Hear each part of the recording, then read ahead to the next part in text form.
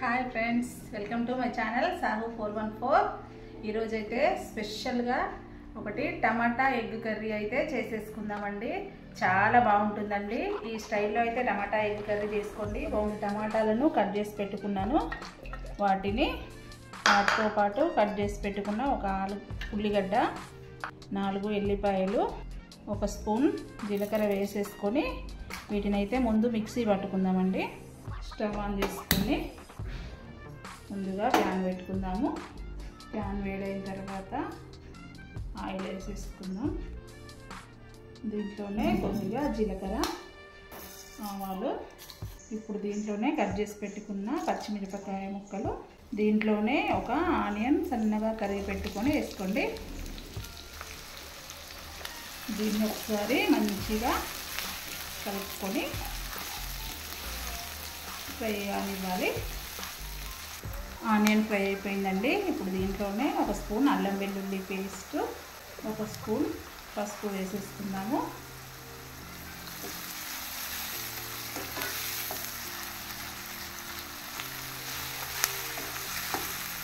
Onions పూర్తిగా మగ్గిపోయాయండి. ఇప్పుడు mixie పెట్టుకున్న టమాటా ప్యూరీ వేసేసుకుందాం.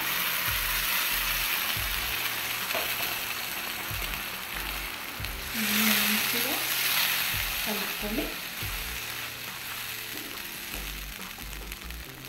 ఒక 5 నిమిషాలు ఉడకనిద్దాం. చూడండి, టమాటా ప్యూరీ మొత్తం మగ్గిపోయింది.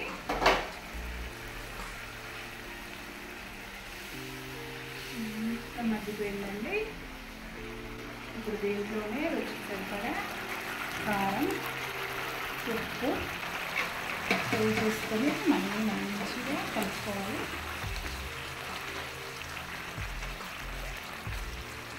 దీన్ని మరి ఒక 5 నిమిషాలు ఆయిల్ అంతా పైకి తేలేలాగా కుక్ చేసుకుందాం. కుక్ అయిపోయిందో చూద్దాం. చూడండి, ఆయిల్ మొత్తం పైకి తేలిపోయింది. సరేగా, ఇలా ఆయిల్ మొత్తం పైకి తేలిపోతే ఆల్మోస్ట్ కుక్ అయిపోయినట్టే. దీంట్లోనే కొద్దిగా ధనియాల పొడి, గరం మసాలా వేసుకొని మంచిగా కలుపుకోవాలి. ఈ ప్యూరీలో గ్రేవీ కోసం కొద్దిగా వాటర్ యాడ్ చేసుకుందాం.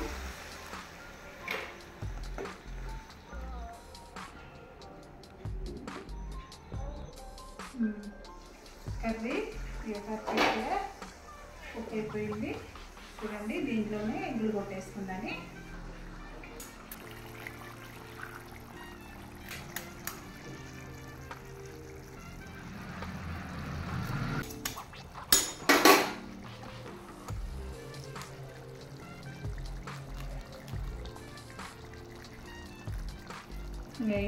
ఈ ఎగ్గులని కదపకుండా ఇలాగే ఒక 2 నిమిషాలు కుక్ చేసుకుందాం.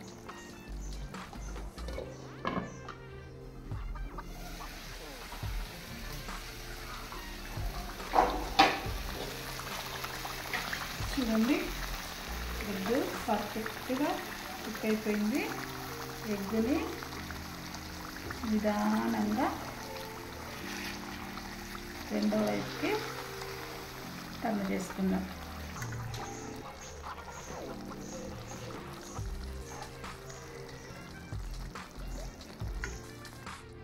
చూడండి, ఇది ఆయిల్ అంతా ఎంత మంచిగా పైకి తేలిపోయింది. ఇలా ఆయిల్ పైకి తేలిపోయిందంటే పర్ఫెక్ట్గా కుక్ అయిపోయినట్టే.